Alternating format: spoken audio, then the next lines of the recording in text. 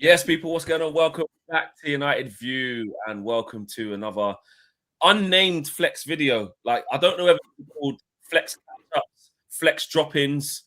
I don't know. I don't know what they're actually called. We worry about that afterwards. But it's time for another special guest. And that special guest is someone that I've been wanting to catch up with on camera with you guys, the community, for a while, because we always catch up at the games and stuff. But he's been a guest I wanted to get on the channel for a long time. Mr. Anka from the Athletic, man. What's happening, bro? What's happening? Hello, good morning. How are you? I'm good. I'm good. We're good.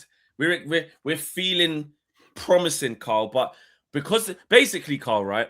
You're someone who speaks sense, yeah, and you're someone who's and you're someone who's calm. Okay, so basically, when we're getting carried away and we're saying mad stuff, and we're like, yeah, we could just go buy this player. We need to get this, and I tell you what, Carrick's done it. Sometimes it's my job here at the UV HR to be like, we need to outsource this to bring perspective on things. not to like poo on things and bring it down, but like just an all-round professional perspective. And you are that guy, Carl. You are Right. that guy. I'm So your no Debbie pressure Downer, today. Not even because even Carl, I'm not gonna lie. You've been like we've caught up. You've been excited. You've been happy too. So not I've done the necessarily Cunha Debbie dance 2 or Downer, 3 but times just in Old Trafford. just to bring some perspective, man. Do you know what I mean? But how are you, man? How are you? I'm doing well. Look, we're talking on a Friday morning, so I'm going to be heading off to Carrington later today to talk to Michael Carrick, get a lay of the land, see what's going on. Crystal Palace is big because every game is big right now, and every game is big when you're Manchester United or you're covered Manchester United. I could just feel it, Carl. I could feel the positive. You think we're gonna go on a run, a bigger run than this? I could feel it. I could feel it. You just don't want to say because you're top tier. You just can't get involved in it. And I think before the season started, before a ball was kicked, I think I said I'd be very surprised if Manchester United finished higher than 8th. And it felt to me there were 2 or 3 things in that team where, even though it was a successful transfer window, I was looking at midfield going, not sure about this in terms of depth and in terms of the amount of personnel you had in there. Now, since Carrick has come in, they've gone on a nice winning run. 5 wins and 6, which in this very, very, very congested Premier League season. I mean, I didn't think Liverpool would have this sort of reaction to this season. I didn't think Newcastle would be where they'd be. I didn't think Chelsea would end up swapping managers. I expected a little bit more of Aston Villa in places as well. But in this really congested Premier League where for so long the gap between 4th and 14th was just like super tight, this very good run from Carrick, seeing United completely flip things. It was really interesting when Darren Fletcher was the caretaker manager, and after they got knocked out of the FA Cup, he said Champions League qualification should be the priority now. And he said in the press room, he goes, "I'm trying to be realistic, and that's not me being ridiculous." And he was the very first person with any sort of coaching power or voice around Man United to openly say the goal was Champions League. US Tour, Mason Mount said, we need to qualify for Europe. They asked Amarin 2 or 3 times, what's the goal? And he said Europe. No one wanted to say Champions League because they felt like it was putting too much expectation on. So for Fletcher to do it after they got knocked out of the FA Cup, loads of people going, you what? Isn't that a bit ambitious here? No, you've just got knocked out of the FA Cup. Isn't it time to be really, really miserable and sad? And Darren Fletcher's like, no, come on, heads up, next job. And now all of a sudden, since you've got these 5 victories in 6, everyone now is going, yeah, Champions League is on. Like, it's proper on. You've got Laurie Whitwell getting a bit giddy after the Everton game, saying 3rd is even possible. So you never know. Not just it. That's where I'm at, Carl. That's where I'm at. I ain't even gonna lie, Carl. I've been on this community that could back me up. I've said 2nd a couple of times. 2nd, but, wow. But 3rd is the. I don't see why not. We are 3 points behind Aston Villa at the time of recording this. They have Europa League to start really homing in on. They've got injuries. We've already shortened the gap. We have to play them in a couple of games, I think, at Old Trafford. Yep. Absolutely 3rd. Absolutely. I'll say, look, it's on. Yes. Okay. We are now in a position where I think most commenters and observers, not just who watch Man United every single week, but people who aren't watching Man United every single week are going, United are probably going to be in that top 5 or likely to be in that top 5. Yeah. And quite a few people seem to be putting them ahead of Chelsea in the top 5 race. I would include myself in that for now. Yeah. We're about to go 6 points clear of them, Carl. Don't worry about that. Arsenal are going to dust them down and we're going to beat Palace. That's what's going to happen.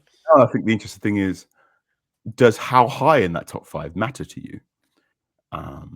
So if they finish fifth, what's your reaction compared to if they finish 4th, compared to what if they finish 3rd? So we'll see. It's a good place to be right now, in that you're actively talking about which of the Champions League positions, rather than going, would you take Conference League right now, which was a consideration at the start of the season, I'd say. Yeah, I was. It was at the start of the season. It was just get Europe, like you saying. The players are committing to just Europe. Even if we get back in the Europa League, we stabilize that vibe.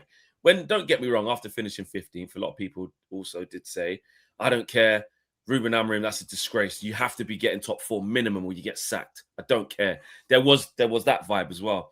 But I agree, as the season's transpired from Ruben to now, and actually what we tend to forget, because of the nature of which Ruben left, and it was very quick and it just blew up. We forget we were 6th at the time, when touching distance of the top 4. We forget that, like, we'd even improved under him. Maybe not visually in every game, but in terms of, like you say, in this chaotic season where everyone was dropping points, it did feel like a fake 6th. It felt like a 6th of everyone's just doing a madness, so like the table hasn't settled down yet. But at the time of his exit, we were like, I can't remember the exact points, but 3 or 4 points maybe off the top 4, top 5 even. So Carrick has come in, and all it's taken, but is a bit of consistency around that area. And we're really in a strong position. On Carrick, Carl, how much has he changed? And what are you seeing in terms of tactically? Like, is this a whole revamped Man United? Or is it he's more come in and done some real non-negotiables, some real basics, and just got them going again, and kind of the good feeling, good bounce? How much are you seeing emotionally versus tactically is my question. Good question. Right. First of all, I think it's really important to mention Carrick and his coaching staff. Yes. Because it's not just Carrick as a whole. So what you're seeing from United is what we thought would happen when he first got announced. So you go through Carrick's coaching history, you go through especially his time at Middlesbrough, and the more dominant themes of his time at Middlesbrough were they're going to play in a 4-3-2-1, and when they didn't have the ball, it was going to be a 4-4-2, and a compact 4-4-2. Then it gets announced that Steve Holland is one of his assistant managers. Now, Steve Holland worked very, very closely with Gareth Southgate up until just after the 22 World Cup. Now, I followed England across Euro 2020, and at that time, a lot of the conversation was Steve Holland takes training, and Gareth Southgate's job is to protect, make the England bubble quite nice. And also, if you're not paying attention to Steve Holland, he's going, "Oi, pay attention to Steve Holland," because he's taking care of the X's and O's. And there have been times where I've watched United off the ball against City and against Arsenal, where the way they're set up and the way they're sort of trying to funnel the opposition into certain areas of the field felt a little bit like England from Euro 2020, or felt a little bit like England of that period of time, where, okay, sometimes United aren't the most adventurous for 10, 15 minutes, but they are doing things to make sure you can't hurt them very badly for 10, 15 minutes. A lot of, okay, we can't get the ball off you right now, but we can make sure you funnel that ball out wide. And then by the time you're whipping across, Harry Maguire will be there to head it away. Fine. And put this on you. Last 10 minutes of the game against Everton, did you feel Everton were going to score? No. Why not? I think we just look more secure. I think that we were more confident in the way we defend, and also, like, I just feel like we're more streetwise, like the way we go about business. Streetwise, right. I would say. Let's specifically talk about the streetwise thing. So, one thing I've seen about the way they defend in this 4-4-2 compared to others is it's actually compact. Okay, Yeah, so very, there were times on the Ralph Rangnick wanted to defend in a 4-4-2 off the ball, and you could see Paul Pogba sort of stood looking left and right. And he's got his hands out, and he's going, "Where are you? Why aren't you in proper position?" There were times on the Eric Ten Hag when they were meant to defend in a compact 4-4-2, but due to the ball magnetism of the person next to Casemiro, I would say. There were times where Casemiro just sort of stood there and going, lads, please, I can't do everything. Yeah. Whereas what I saw in multiple games, particularly towards the start of Carrick, was when it was time to defend, they were sprinting back. Yes. And it was a real impetus to you get back. And look, many teams defend in a 4-4-2 off the ball, because if you've played football up until the age of 14, in England especially, you know 4-4-2. It's ingrained to you. And one of the great things about 4-4-2 as a formation is it is incredibly intuitive and simple to understand. Regardless of what position you're playing in a 4-4-2, you can look up, you can look left, you can look right and go, right, I should be stood X. And that is useful, particularly if you want to defend in a compact shape. And we're seeing loads in the Premier League now that loads of teams are just going, we're going to block off the middle and basically snowplow you out wide. And that's been interesting from United right now. And I think a lot of that comes from Carrick's connection with Steve Holland. Now, this streetwise thing, I think, is really interesting. So the game against Fulham, there were 2 or 3 times where United, they made efforts to press high, but every now and again, if they didn't win the ball very quickly, they're like, okay, wheel it back, just get in there, wheel it back. And it was sort of, Fulham had a degree of freedom to work the ball towards the halfway line. And if they really started getting a bit of momentum past the halfway line, someone would drop them. Now, this is one of Casemiro's specialities, and has been one of Casemiro's specialities for years and years and years. So much so that Barcelona fans said he had a cloak of invisibility because he was so good at dropping people with the ball and not getting booked that it really frustrated Barcelona fans. And I think the Fulham game in particular, you were seeing Casemiro, Luke Shaw, and 2 or 3 others going, okay, you've had your fun. Yeah, drop quick foul. Yeah. We sure did that on Ndai the other day. Yes. And now sometimes it backfires. So against Fulham, they tried doing the drop them and you give away a free kick, which gave away a goal that did thankfully get chalked off for offside. But this is the margin here. So tactical fouling is something some of it happened on the Erik ten Hag's most successful season. We're seeing some of it more here. I'd be really interested to know whether or not this is coming from one of the former pros in Carrick's coaching staff. So is this Jonathan Woodgate mentioning something to the team about this is how you drop them? Or is this indeed Johnny Evans going, this is how you drop them, and here's how you drop them without the referee seeing it? So there are 2 or 3 things in that team that the intensity of the defending is better. And also there's the cynicism, a healthy cynicism there. There's that quote from Mourinho where he's saying, be C words, but be intelligent C words. And that sort of dark arts is something I'm seeing a little bit more in this United team now compared to, let's say, 6 months ago. What about the attacking side of the game? So keeping people like Sesko locked in. He hasn't started a game under Michael Carrick, but clearly by the way he speaks and more importantly, the way he's performing, he's at a level of feeling I'm part of this. The players that are playing in some slightly different positions. You look at Matheus Cunha coming in wide from the left at times. Patrick Dorgu, we got a glimpse for a game and a half of Ballon Dorgu, Dorgy best, we'll do the carried away thing, but we saw him sort of operating at left wing. We were like, wow, we've got a left winger. Bruno, essentially, yes, he's a 10, but like you say, in this 4-4-2, he's almost like a second striker joining whoever's up front. And Mbeumo and Ahmad, maybe not as comfortable on the left-hand side. So some decisions for Carrick to make of who needs to come out the team for Sesko to come in. And we saw Ahmad come off against Everton, which at that point, I did think it could have been any 4 of the attackers, actually, because we would particularly wasn't great in that facet of the game going forward. But it happened to be Ahmad because you're thinking in Mbeumo. I think that was by proxy of, okay, who's I need to make a change for get Sesko in. Let me look at the team. Oh, crap. Okay, all 4 of the front 4 are playing badly, so it could be anyone. Let me move to my next criteria. Who's likely to do something even if they're playing poorly? Who can give me a moment? And Mbeumo runs all the time, never really gets tired, always active. Matheus Cunha possesses a little bit of magic sometimes out of nothing.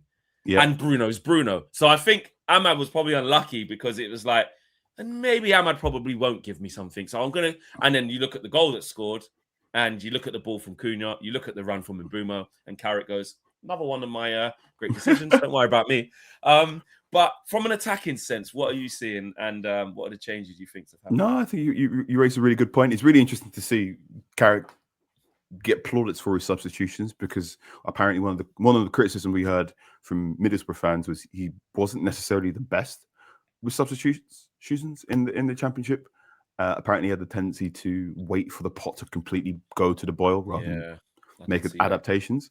But this is what happens. This is what I think is one of the good things that is very often overlooked about football managers is sometimes it benefits when they go away for a while. Go away for a while, look at their game, make some changes, work with the new coaching staff.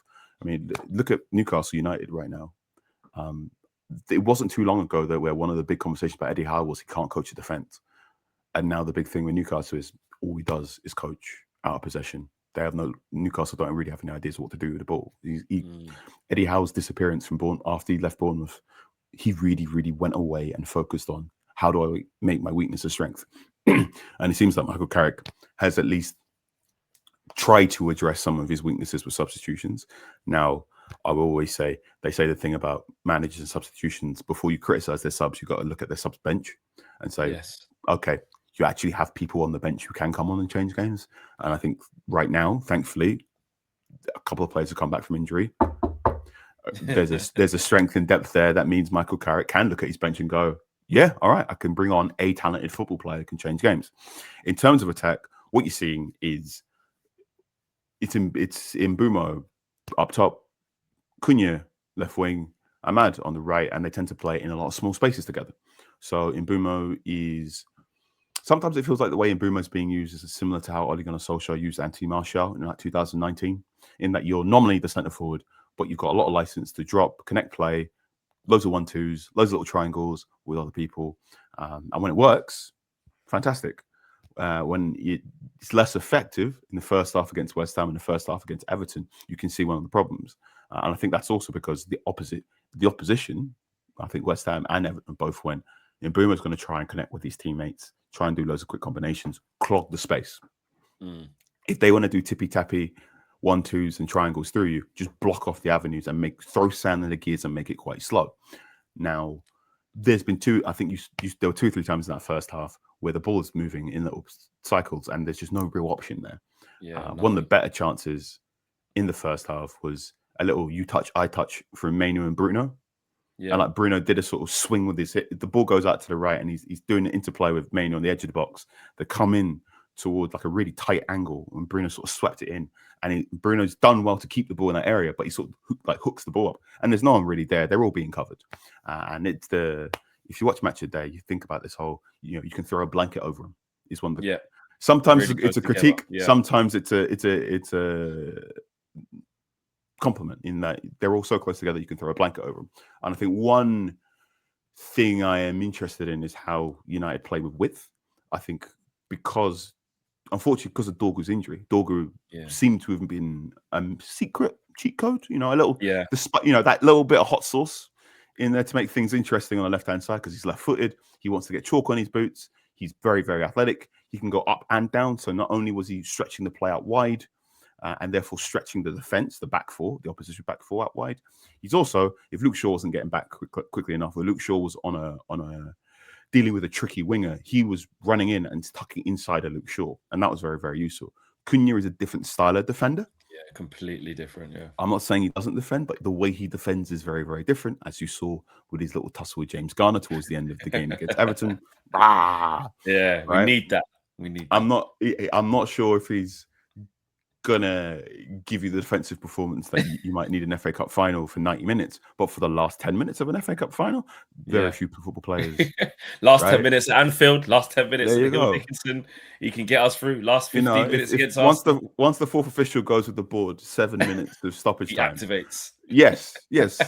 Right. I'm now one of the people that activate Cunha, even if he's on the bench. I'm like, activate him. Let's see what he can do from the bench. Yes. So you've got that going on now. But Cunha's inclination compared to Dorgu is he wants to play in a left half space, right? He wants to cut inside. He wants to get into that area where he got his goal against Arsenal. That is where that gap between the fullback and the centre back is where he thrives and where he can get shots off, which means the left back has to provide the width, has to get up and down. Now, Luke Shaw started every single game for United so far this season. I don't want to ask too much of Luke Shaw's body. Because, Yeah, we can't be asking him to do a madness by getting up there. We can't. all right, I don't want to ask too much of Luke Shaw's body, especially because if Luke Shaw isn't here right now, I don't really want to have to do Diogo Dalot left back again, because then Diogo Dalot, for all of his talents, he's right-footed and he's want to turn inside again, and that was shortening and narrowing this attack. So right now the attack is quite narrow, a lot of quick interplay and changes, and when it works really well and there's loads of quick passes, works good. When it doesn't, when you're up against an opponent that's going, okay, clog the space, you've seen some trickiness there, and that trickiness has been sorted out a bit in the second halves by Šeško. I think it's interesting that Šeško has got more, I think 10 more minutes against Everton compared to what he did against West Ham. I spoke to Šeško in the mix zone after the Everton game, and it seems that whatever role he's got right now, this substitute role, this plan B option, he seems to be very comfortable and calm with it, and it's been explained to him why he's not starting games. That's interesting to hear, Carl. That's interesting here, because us as fans he did not come across as someone.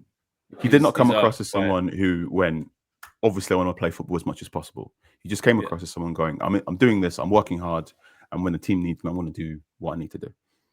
Yeah, and I do believe that us as fans, we will get wrapped up in, see, that's why he's got to start. Unleash him. He didn't get really many starts under Ruben. Ruben spoke quite publicly about Benj is incredible. He wants to do so much. We're trying to make him understand. Take your time. That was Ruben Amorim's stance on him, is how I saw it. Used him very, very sparingly. Then he had that injury after Spurs away when he'd done his knee after coming on the pitch. Then he was out for 5 or 6 weeks. And then comes back, and then so much has changed. And again, he hasn't had a start under Michael Carrick.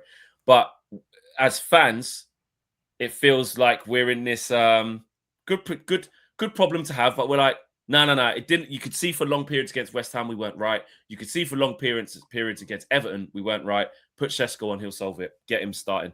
And it doesn't. I was saying even during the game when we was doing our live match view that one thing is Šeško coming on. You're gonna have to get him the ball. The way we've actually played against Everton, even if we put Šeško in, we can't continue to play like this. And the goal comes from a moment or passage of play that didn't really happen for most of the game, which was a counter-attack. Everton with bodies forward, huge spaces for us to run into. That is cash money, Man United. That is, okay, we're comfortable again. And, against West Ham, he essentially made a goal out of nothing. I mean, yes, Mbeumo gives him an assist, but to really flick that ball around the corner like he did into the top corner was a really difficult finish. Other than that, it was a Casemiro disallowed goal from a fantastic Kobameni cross from kind of deep, Beckham-esque. But we didn't really carve them open, did we? We didn't have any. So that's what I'm talking about. I agree with you. Like the next phase of this team, which isn't just a Carrick thing. This has happened under Ollie when he spoke about when we try to start going to the next stage. We got it. This has happened for more than one former United manager, in that United when they had Paul Pogba in, and then especially when they had Bruno Fernandes in, are good on the attacking transition. Very good, because you look at United's best players for the last 5-6 years, and their inclination or natural tendency is to play fast. Bruno Fernandes plays football like he's running downhill, right? I think that's a compliment. It is a compliment. You give Bruno Fernandes the ball, and his instinct is, how can I get the ball forward? Which means you're always going to want to play quickly. Now, I think it's interesting that you mentioned this was a situation on Ole Gunnar Solskjaer. It was also a situation under Jose Mourinho, in that they all got to a point where the team was decent on attacking transition, but the question was also, how do you break down deep defenses? How do you break down low blocks? And Mourinho, Solskjaer, and Ten Hag all tried to come up with solutions that unfortunately blew up in their faces. So for Mourinho, it was, let's get Alexis Sanchez. Didn't work. For Ole Gunnar Solskjaer, let's go get one of the greatest goal scorers of all time in Cristiano Ronaldo. Didn't work. For Erik Ten Hag, let's sort out our problems on the right-hand side by signing Anthony. Didn't work. And for Ruben Amorim, we didn't quite get to the counter-attacks or getting you in the top 6, and then we can do something. But the question was also there about, you're not really, the record, the possession mark isn't really there yet. And now it'll be for Carrick for the rest of the season, and whoever else in the season after that. In that, we all know if you give United an unstructured defense to run at, they're going to hurt you. And it doesn't matter if you're Everton, West Ham, or indeed Bayern Munich, they're going to hurt you. You got Bruno Fernandes, he wants to play fast. You give Casemiro a ball, he's going to play fast. Mainu's in the team as a balance for Casemiro and Bruno's tendencies in midfield, because those two are going to want to try and play fast, whereas Mainu's very much, I'm going to keep us all connected. I'm going to keep things along. He can set a bit of a tempo in there, so it's not too frantic. Yeah.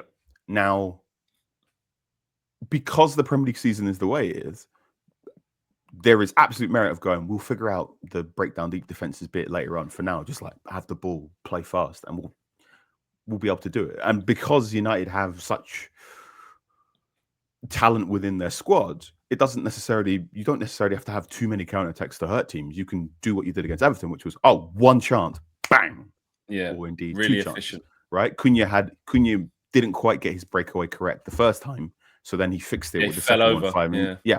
So he fixed it 5 minutes later. And when you've got a player like Šeško, who I think what the Premier League was saying, it was 35 kilometers per hour, something ridiculous. He was moving. I mean, Tarkowski's slow, but you see the speed that it is. There are some horrible feelings in sport. One of them is one of the most painful feelings in sport is when you're defending someone who is like just so much faster than you. Yeah, he just can't do anything. And you're like, is that one? It's defending someone who you know is faster than you. It's being a fullback and you know the winger's got you on toast. Or when you slowly figure out you're the pressing trigger. Horrible feeling. Can't run. Horrible feeling. Horrible feeling when you're like, wait, when they pass the ball to me, that's when they jump. Yeah. I'm the bad guy. Anyway, it's nice that other teams are experiencing these problems and not this team anymore. Yeah. So I think the counter-attacking is good. It's solid. I think it's also interesting in that I asked Carrick about how he viewed his strikers. I said, how'd you compare Mbeumo to Šeško to Xerxes? And he said, Mbeumo is offering a little bit of link-up play and he's a bit of a connector, whereas for him, Šeško is about hold-up play and running in behind, and Xerxes was sort of halfway between the two. Now, I wouldn't mind it. I'll quite enjoy it if Šeško started against Crystal Palace. I can absolutely understand why he doesn't. And I think also the fact that United's next game is against Newcastle in midweek will create will be a really interesting knock-on effect, as this lineup might be affected not necessarily by what Carrick wants to do, but also by what he wants to achieve against Newcastle too. So look, these are good problems. These are nice problems. This is the attack that will always try and play fast. And then if they can't necessarily play fast, what they'll try and do is either manufacture opportunities to play fast. So I think we're now getting to a point where if the opposition has a free kick, if you've got a United player who can get first contact to that ball, they can head the ball into the path of someone else and they can get a move on. United's second goal against City.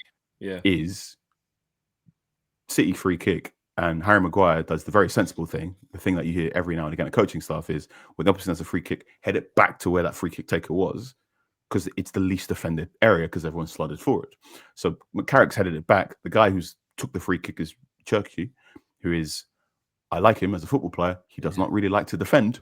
He ain't going to run back that way, mate. Not against and then people flooded forward. So there's an option there. And if you can't necessarily manufacture that quick attack against unstructured play, you do what pretty much every single Premier League team is doing this season, which is win your corners. Yeah. And I think there are so many corners now that are being from, one thing that's nice about United right now is they're good at corners, but also it's not just from the same method. Like we know the majority of corners they're going to take are going to be towards the back post, towards Maguire and or Casemiro.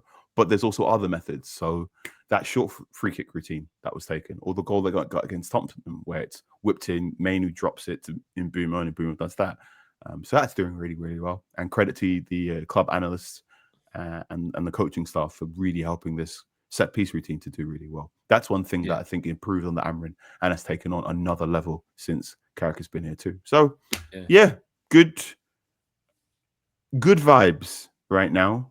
You compare where the vibes were when United went to Selhurst Park and how Palace were being described at that point in time compared to now. Good vibes. Very, very good vibes. Very good vibes indeed, bro.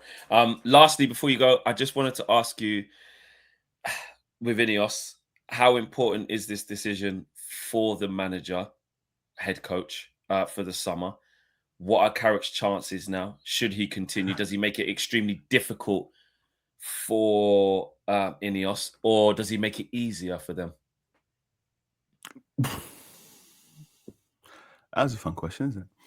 Yeah. Look, I think the current form United are in, Michael Carrick's gone from being a footnote in this head coach search to being on the list properly, I'd say. The way I described it on Talk of the Devils was, I don't think anything Michael Carrick's doing has got Manchester United cancelling meetings, but he's definitely played himself into a way where he's going to earn a meeting himself. Yeah. And look, that's good, because when it was announced, you're going, oh, it's Michael Carrick in the first 2 games of Manchester City and Arsenal. Whereas now we're having people email in going, oh, wouldn't it just be easier to have Michael Carrick rather than wait for the end of the World Cup to try and get someone else? Yeah. I think the complexion of the managerial picture has changed since Thomas Tuchel and Carlo Ancelotti have signed new contracts with their respective national teams as well. And I'd also say, if you are Man United, you probably should be having one eye on Real Madrid and Tottenham Hotspur. One eye on Real Madrid, Tottenham Hotspur. There's probably another club in there as well, because they're also going to be in some sort of managerial hunt too. So it's a really complicated managerial picture. I think we're going to have a huge managerial merry-go-round come the end of the World Cup, where one manager goes this way, which frees up this slot, which means this one, which means this one, which means this one, which means this one. The good thing about managerial merry-go-rounds and the like is, or historically speaking, United have the heft that certain managers will go, hang on, I'm just going to wait 5 minutes more. Yeah, let me see what they're saying. Yeah, right. Yeah. And let's be. I am old enough to remember when Louis van Gaal was heavily linked to the Tottenham job, and Van Gaal made it clear that he was waiting until the end of that tournament, the 2014 tournament, and he was also going, let me see what's going on with Man United first. One second. Now, look, yeah. Opinions heavily vary on whether or not it was worth it going for Louis van Gaal to make him the Man United boss. But that is an example of how a very good manager goes, wait a minute, I'm willing to wait for Manchester United. So who do you think, Carl, are out there as candidates that you would think potentially versus no, mate. Do you know what I mean? Because that some people are like, you have to buy me dinner, take me to the cinema. You've got to buy me a pint before I give you that answer. You're not getting this on. No. Come on, mate. No, mate. Aggregators. He's not saying. He's saying no. Then it turns into Carl Anka suggests that Man United. No, I'm not doing that. I'm not doing this. Wouldn't be bad to get Gareth Southgate to manage. I hear you on that. We will stay tuned to see where you go with that, and where and indeed just where the search goes, because it's very interesting. I think Carrick is doing himself. I said that Carrick, even if he wins 17 games in a row, he can't get the job. That's what I said before he played against City. That was naive of me. I will say that. That was that was naive of me. Carl, it's been an absolute pleasure, man. Hopefully we can do it again sometime. It's really good catching up with yourself and giving that perspective that we all love and enjoy. We all enjoy your work as well, man. So keep it up. Thanks for having me. So you can find me on Talk of the Devils. I'll be at Old Trafford on the weekend. So if you see me, say hello. I just written a new piece on The Athletic on the joy of counter-attacking football. So it's just explaining that sort of. I'll try to explain whether or not counter-attack goals are on the rise or on the decline right now. And also I tried to explain why, when the counter-attack is on, we all start going, oh, hang on. Yes. Go on. We like it. We like it. Okay. Well, we'll be sure to check that out. Carl's socials will be in the video link below as well. So make sure you go follow him on X and Insta, etc. And tune into Talk with the Devils, of course, because those guys are doing great things. Guys, we are out of here. Take care. Smash a like on the video. Subscribe to the channel if you're new. Carl, big pleasure. I'm sure we'll catch up again soon, man. Take care. Bye-bye.